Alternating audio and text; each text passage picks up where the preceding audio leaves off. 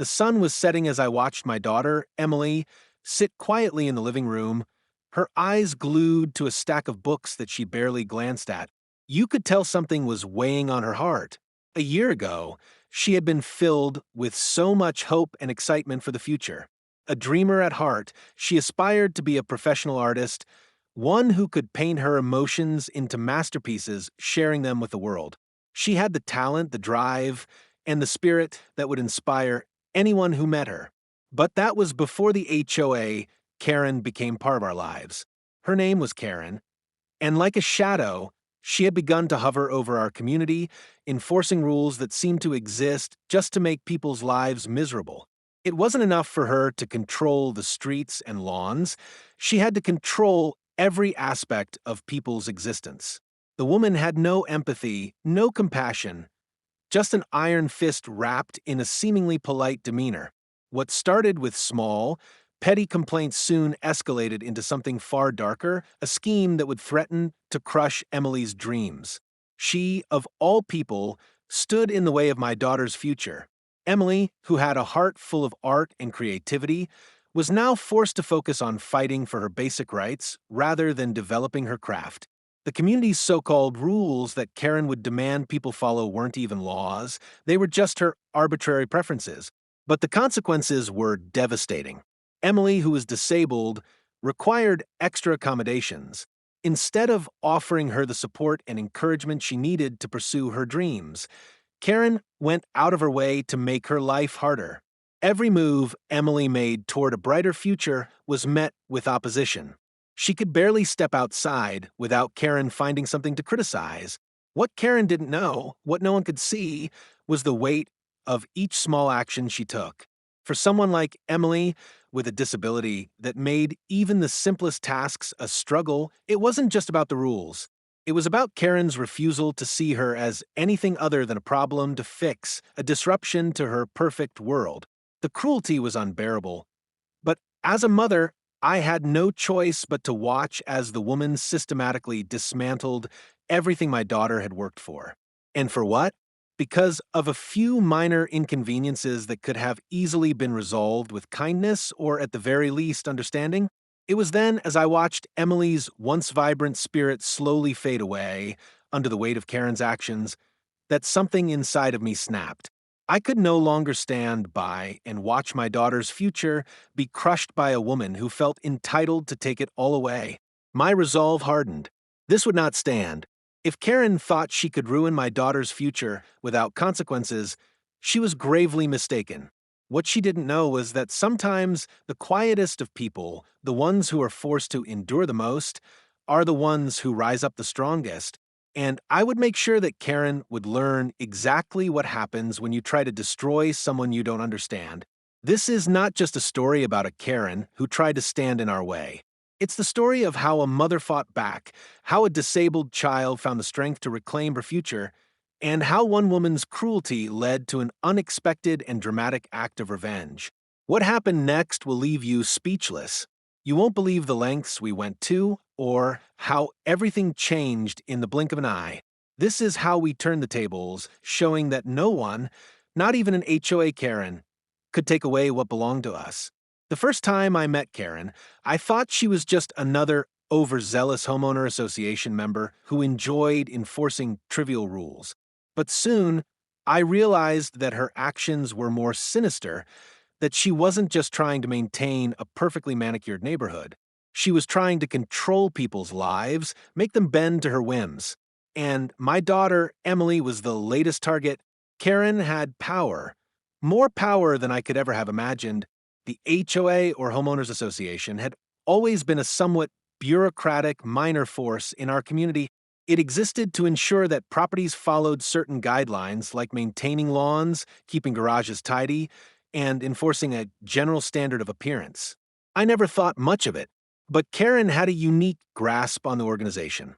She had been on the board for years, and her influence grew with every passing season.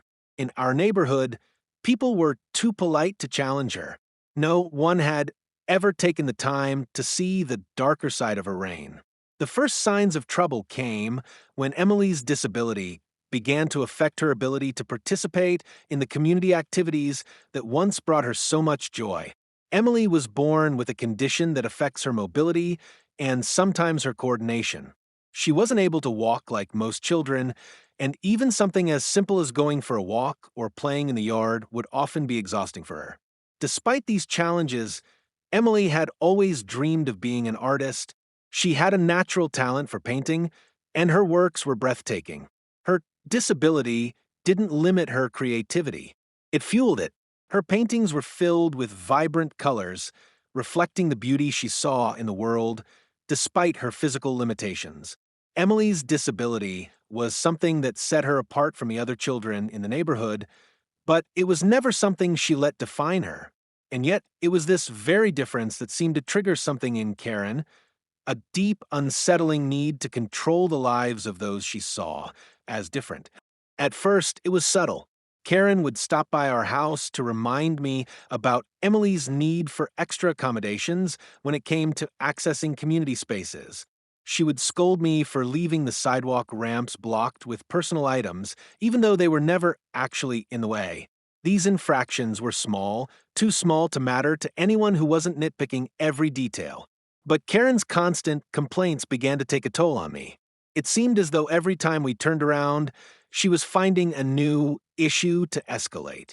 One of the more shocking moments occurred when Emily began taking her painting supplies outside to the backyard, setting up a small easel under the shade of a tree where she could work on her artwork. Emily found peace there. It was a small space free from judgment where she could create in the tranquility of our backyard. But Karen saw it as an eyesore. One afternoon, as Emily painted her latest masterpiece, Karen marched into our yard, demanding that we remove the easel, insisting that it didn't conform to neighborhood standards. "It's not allowed," she said, her voice dripping with disdain. "You're disturbing the uniform aesthetic of the neighborhood." Her words felt like a slap to my face. I could feel Emily shrinking behind me, her confidence shattered by Karen's cruel tone. I didn't back down. I refused to move the easel, explaining that Emily had every right to express herself in her own space. Karen, however, wasn't interested in reasoning. She threatened to call the HOA and report us. That was when I realized that Karen's power was far greater than I had anticipated. She wasn't just some meddling neighbor. She had the full backing of the HOA, and she was wielding that power like a weapon. This wasn't just about a little rule anymore. This was personal. Karen had made it clear that Emily's dreams didn't matter to her. She was willing to strip my daughter of the only thing that kept her going, her art, because it didn't fit her narrow, judgmental view of the world. And that was the moment I knew I couldn't just sit by and watch this happen. Every day after that, the tension between us grew. Karen would report minor infractions, send passive-aggressive notes, and make sarcastic comments about how the rules were rules. It didn't matter that we were living with a disability or that Emily's art was her escape. To Karen, it was all just noise. The final straw came when she found out that we had been using a small wheelchair ramp at the front of our house, one that allowed Emily to move more freely in and out of the house. Once again, Karen felt the need to intervene. She accused us of violating HOA rules by having the ramp out, despite the fact that it was fully compliant with the building codes. Her accusations and constant interference weren't just inconvenient, they were suffocating. Emily had to constantly hear Karen's criticisms. The stress of trying to avoid further confrontations weighed on my daughter, who had always been sensitive to the moods around her. Every new complaint from Karen made Emily withdraw more, and slowly, her once joyful demeanor faded. It was clear that Karen had a personal vendetta against us. She wasn't just following the rules, she was deliberately trying to make our lives as miserable as possible.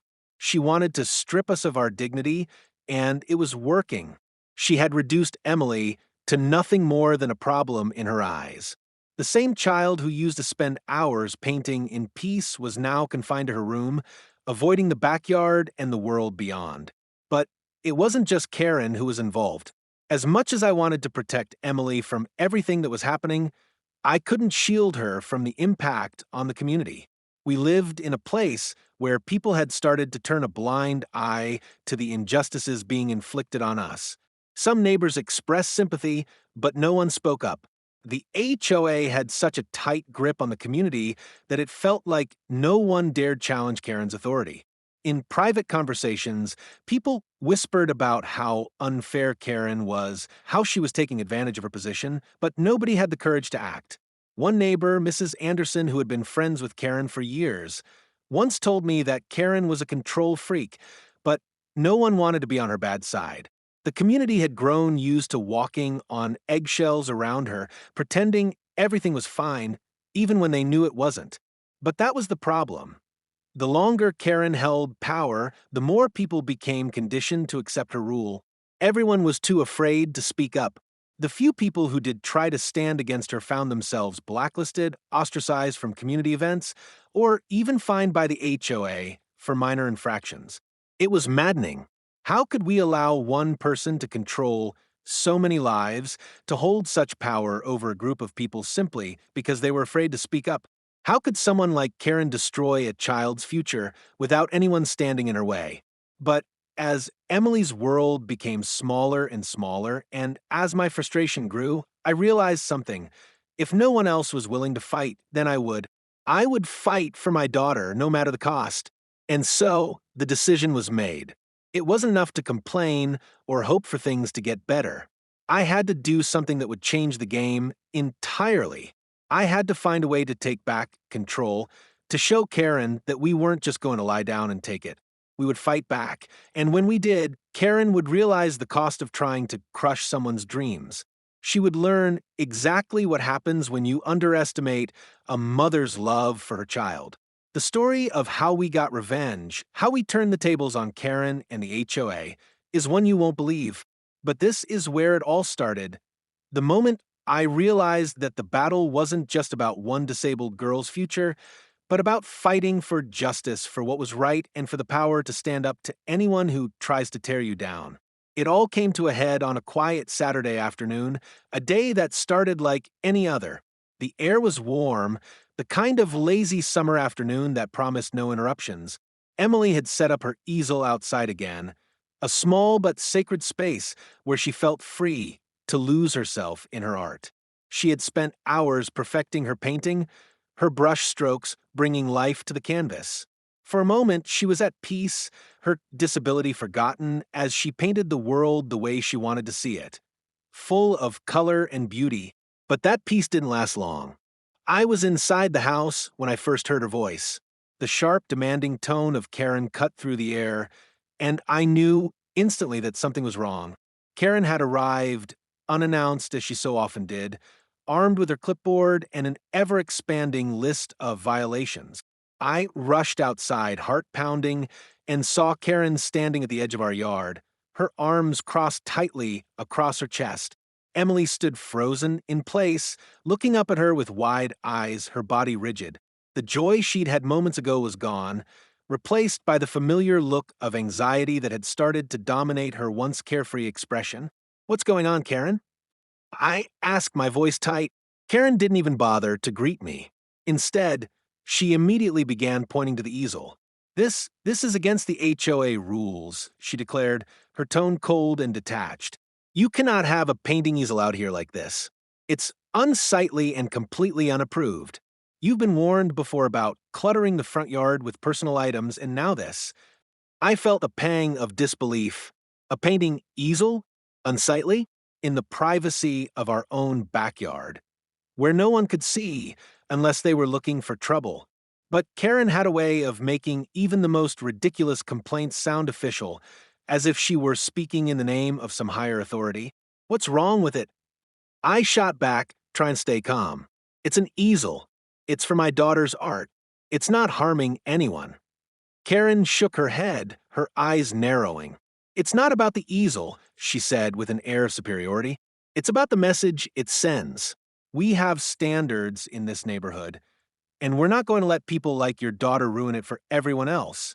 She should be focusing on something more productive than painting." I felt a rush of anger rise within me, but I couldn't let it show. Not yet. Emily was standing there, Her face flushed with humiliation, and I could see the way Karen's words were sinking in. Emily had already been through so much, struggling to fit in and find her place in the world. But here was Karen, tearing her down without a second thought. Karen, I said, forcing my voice to stay steady, my daughter is disabled. Art is her escape. It's what keeps her going. You can't just come here and tell us how to live. You can't destroy her future like this. Karen didn't even flinch. Her future? She's wasting her time. She should be focusing on her disability, not trying to live in a fantasy. You're doing her no favors by encouraging this nonsense. Her words hit like a slap across my face, and for a moment I couldn't breathe. It was as if she didn't see Emily. She didn't see the challenges my daughter faced every day, or the way art had become her outlet, her voice. She only saw a problem, an inconvenience to her perfect little world. Karen wasn't just criticizing a painting, she was dismissing Emily as a person. Tears welled up in my eyes, but I forced them back. This wasn't the time to break down. I couldn't let Karen win this battle, not when Emily was counting on me. I turned to Emily, trying to mask the rage and hurt I felt for her. Emily, it's okay, I said, gently kneeling beside her. Don't listen to her. This is your space, and no one gets to tell you what you can and can't do here. Karen scoffed, clearly dismissing the exchange as if it meant nothing. I'll be reporting this to the HOA, she said with finality. You'll have to remove this easel immediately or face consequences. And don't think I won't escalate this further. As she turned to leave, her words hung in the air like a heavy weight. It wasn't just about the easel anymore. It was about everything she had been doing to us, undermining Emily's sense of self, questioning her worth, and making her feel like she didn't belong. My heart broke as I looked at my daughter, who was trembling from the confrontation. You don't have to let her win, I said, standing up and wiping my eyes. I felt a fire stir inside me that I hadn't felt before. We're not giving up on this, Emily. This is your life, your dream. We're going to fight for it.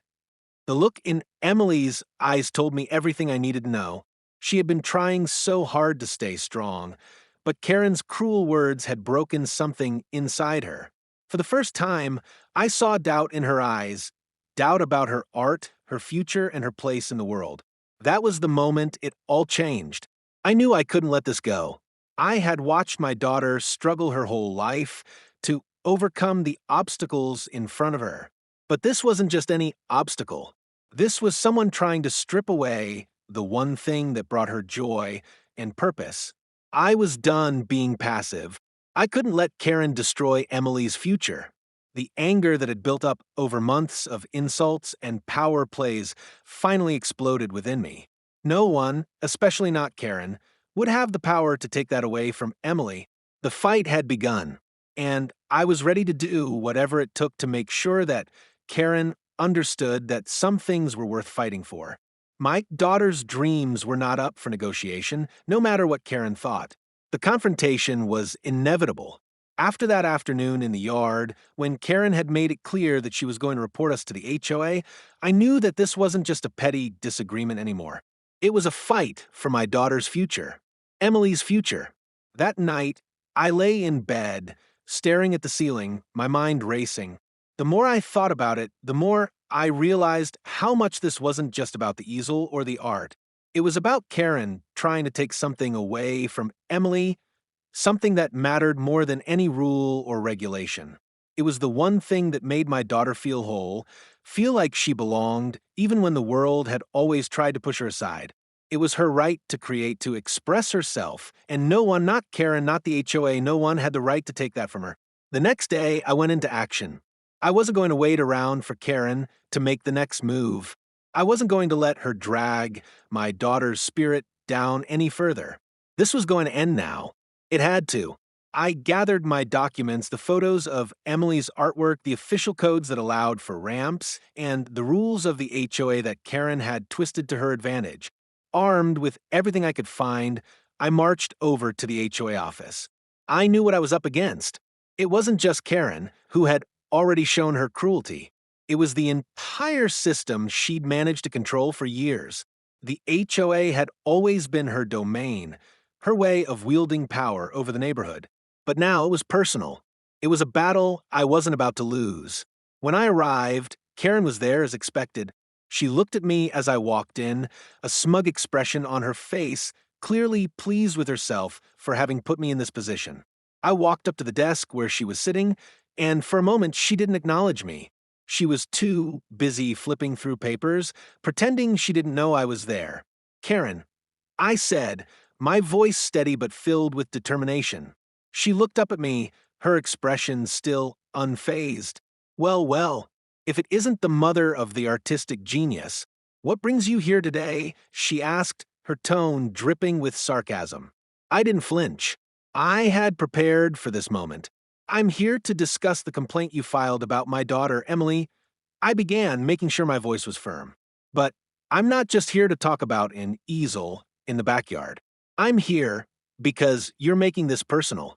You're trying to take away something that's vital to my daughter's well-being, and that's where I draw the line." Karen scoffed, leaning back in her chair, as if she was enjoying every second of this. "Oh, please, spare me the dramatic speech. The rules are the rules, and she's breaking them, plain and simple. You're the one making this about something it's not." "No," I said, my voice gaining strength. "You're the one making this about something it's not. Emily has every right to pursue her dreams. Her disability doesn't make her less deserving of a future, and you have no right to stop her from doing something that makes her feel whole. You can't just hide behind a set of arbitrary rules and use them to bully people like her." Karen's face hardened, and for the first time, I saw a flicker of something in her eyes, something resembling fear, though she tried her best to mask it with a forced smile. "You think this is about her disability?" she asked, her voice low. "It's not. I'm trying to keep this neighborhood in order. I'm doing my job." "No," I repeated, stepping forward. "You're not doing your job. You're using your position to tear down people who don't fit into your idea of what's acceptable. You're bullying my daughter. You're trying to take away the one thing she has left to hold on to, and that's not something I'm going to stand by and let you do." She stood up suddenly, her eyes flashing with anger. "You have no idea what it's like to keep everything running smoothly around here," she snapped. "I've worked hard to make sure this neighborhood doesn't fall apart. And people like you, people who think they're above the rules, make it harder for everyone else. Don't you dare talk to me about rules." I shot back, stepping even closer to her, my voice shaking with emotion. "You're the one who's using rules to tear down people who don't fit your narrow view of the world. You don't understand the kind of strength it takes for Emily to even get out of bed every day, let alone paint her heart out on a canvas. And you, Karen, you're trying to destroy that." Karen's face twisted in disbelief. "Strength," she mocked. "She's just a kid with a disability who's wasting her time painting. You're protecting her from reality. This world isn't kind, and she's going to have to learn that eventually." Her words hit like a punch to the gut. I could feel the sting of her judgment, and I knew I couldn't back down now. I couldn't let her destroy my daughter's spirit. "You don't know my daughter," I said, my voice cold and steady now, "and you certainly don't know the kind of strength it takes to live her life. You have no right to decide what's best for her. You don't get to diminish her worth just because you think your rules are more important than her future." Karen took a step toward me, her face red with frustration. "You think I don't know what it's like to struggle? You think this is easy for me?" she sneered. "I've had to work hard to get where I am. This isn't about her art or her disability. This is about keeping order." I stood my ground, refusing to let her intimidate me. "You've built your power on the backs of people like my daughter," I said, my voice rising. "People who are different, who don't fit into your perfect little world. But I'm done letting you tear us down. I'm done letting you use your position to crush people. This isn't about keeping order. This is about control. And you won't control us anymore." For a long moment, there was nothing but silence between us, thick with the weight of the confrontation. Karen's expression faltered, and for the first time, I saw a crack in her armor. But it didn't last long. She quickly recovered, her lips curling into a tight smile. You're wasting your time. You'll never win this fight. I'll make sure of it. That's where you're wrong, I said, feeling the full force of my resolve. I've already won. I'm not backing down, and I'm not letting you destroy my daughter's future. You'll see. I'll fight for her, and I'll make sure that everyone knows the truth. I turned on my heel and walked out of the room, leaving Karen standing there, speechless and defeated. As I left the HOA office, my heart raced, but I felt a sense of peace I hadn't felt in weeks. The fight wasn't over, not by a long shot, but I had finally stood up for my daughter. I had finally shown her that she wasn't alone, that I would do anything to protect her and her future. Karen might have thought she had won this battle, but she was mistaken. This was just the beginning. The decision was made, and there was no turning back. The fight wasn't just about Karen anymore. It was about Emily's future, her chance to pursue her dreams without being crushed by someone who thought they had the right to dictate her worth. I knew this wasn't going to be easy, but the more I thought about it, the more I realized that this wasn't just a fight for justice. It was a fight for Emily's spirit. Her dreams weren't negotiable, and I would do whatever it took to protect them. The first step in our plan was to gather support. I couldn't do this alone. Karen might have been one person, but she was backed by the HOA, an organization that wielded considerable power over the neighborhood. If we were going to have any chance of winning, we needed allies, people who understood what Emily was going through and who were willing to stand up to Karen's tyranny. I began reaching out to other families in the neighborhood who had been affected by Karen's control. To my surprise, many of them had their own stories of harassment, of small violations being used as a weapon to force people to conform to her rigid standards. Most of them were too afraid to do anything about it, worried that speaking out would result in fines, social ostracism, or worse. But as I spoke to them, I could feel a shift. I could sense their anger growing, their frustration with Karen's unchallenged rule over their lives. Slowly, one by one, people began to speak up. One of our strongest allies was Mrs. Anderson, the neighbor who had first warned me about Karen. She was an older woman, someone who had lived in the neighborhood for years, and she had seen how the HOA had changed under Karen's leadership. Mrs. Anderson had been reluctant to speak out before, but when she saw the toll Karen's actions were taking on Emily, she knew she couldn't stay silent any longer. Together, we formed a small but determined group of residents who were willing to challenge Karen's authority. Our strategy was simple. We would gather evidence both of Karen's overreach and of Emily's right to pursue her art. I started collecting every complaint and violation she had filed against us, noting how each one seemed to be connected to Emily's disability or her art. It was clear that Karen wasn't just enforcing rules, she was targeting Emily specifically. We also began documenting every instance of Karen's harassment, from the way she spoke to Emily to the threats she made about reporting us to the HOA. In the meantime, Emily was finding her voice again. After that day at the HOA office, I could see the change in her. The fire that had been smothered for so long was beginning to burn again. She no longer shied away from her easel. In fact, she embraced it even more, pouring herself into her artwork as a form of resistance. It was as if each brushstroke was a defiance, each color a declaration that she would not be silenced. One afternoon, I walked into the living room to find Emily sitting on the couch, sketching fiercely in her notebook. She looked up when I entered, her eyes shining with a new sense of purpose. "I've decided," she said quietly. "I want to paint a mural. I want to paint something for everyone to see, to show them who I really am." I smiled, my heart swelling with pride. "What do you have in mind?" "A mural of strength, of beauty, of all the things Karen doesn't see in me. I want people to look at it and understand that I'm not just some girl with a disability. I'm someone who deserves to be seen, who deserves a chance to live my dream." It was then that I realized how far we had come. Emily wasn't just fighting back for the sake of revenge, she was fighting for her future, for her right to be seen, to be acknowledged. This mural would be her declaration to the world that she was more than just the sum of her struggles. She was an artist, a dreamer, and nothing, especially not Karen, could take that away from her.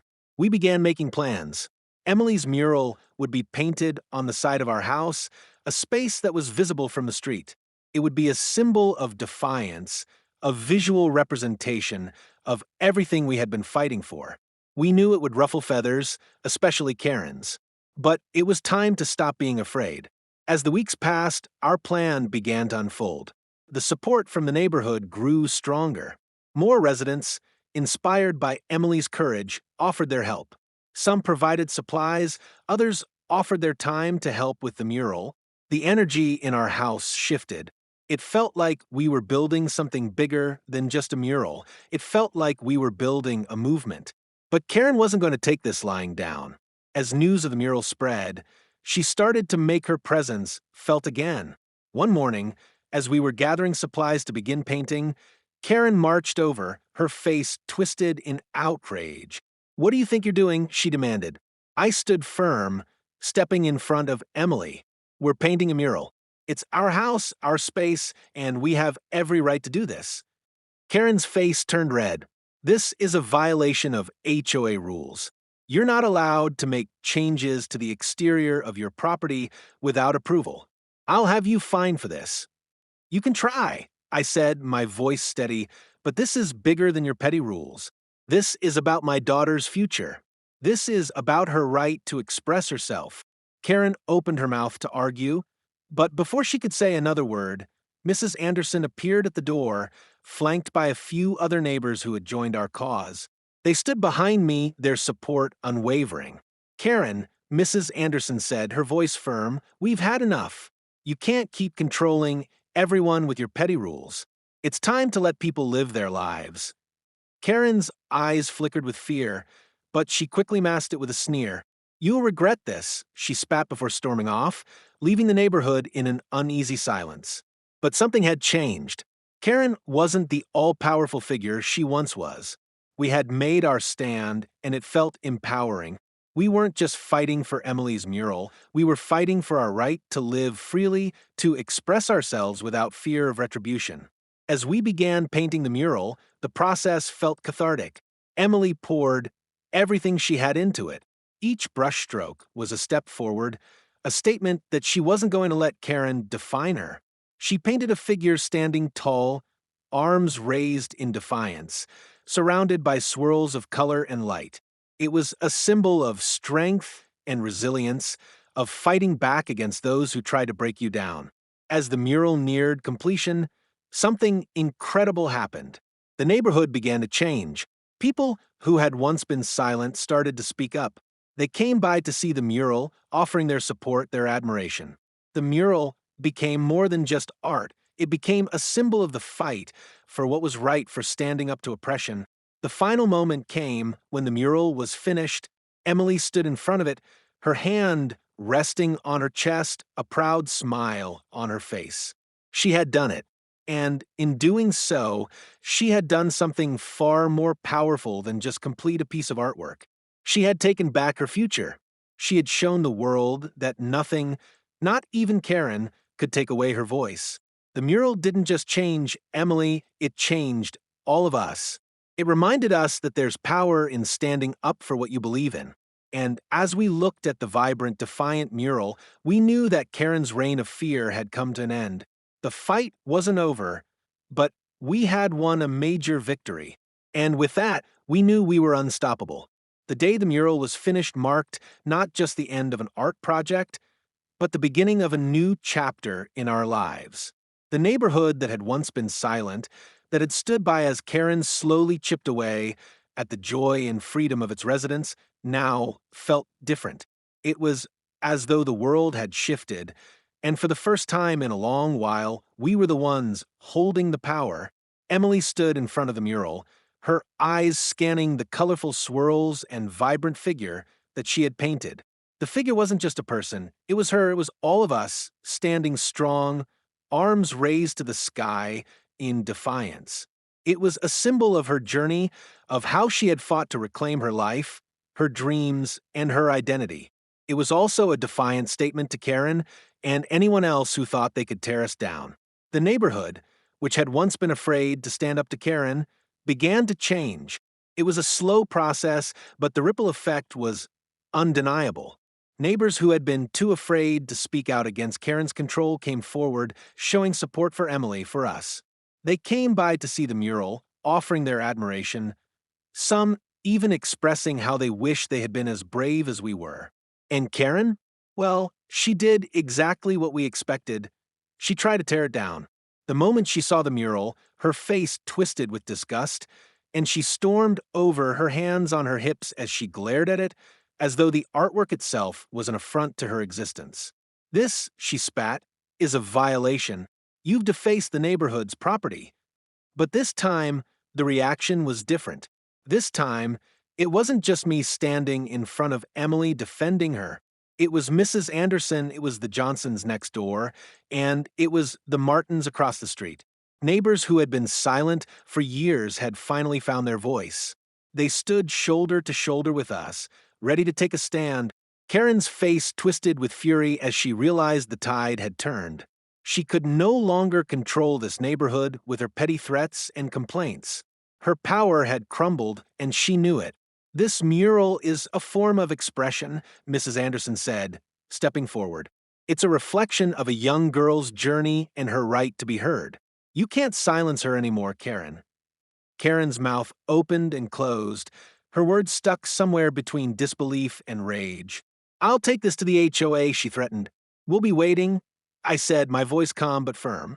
We've got the support of the community now. This is no longer about just you and me, Karen. This is about what's right. That confrontation was the final act in a long battle. The HOA never followed through with any complaints. Not after the overwhelming show of community support, not after the mural had become a symbol of resilience, of standing up to bullying and oppression. Karen's threats, her complaints, her attempts to control us, it all fell flat. As for us, the impact of the mural was far more profound than we could have anticipated. Emily had always loved art, but now she saw it as something more than just a hobby. It had become a tool of resistance, of empowerment, and of healing.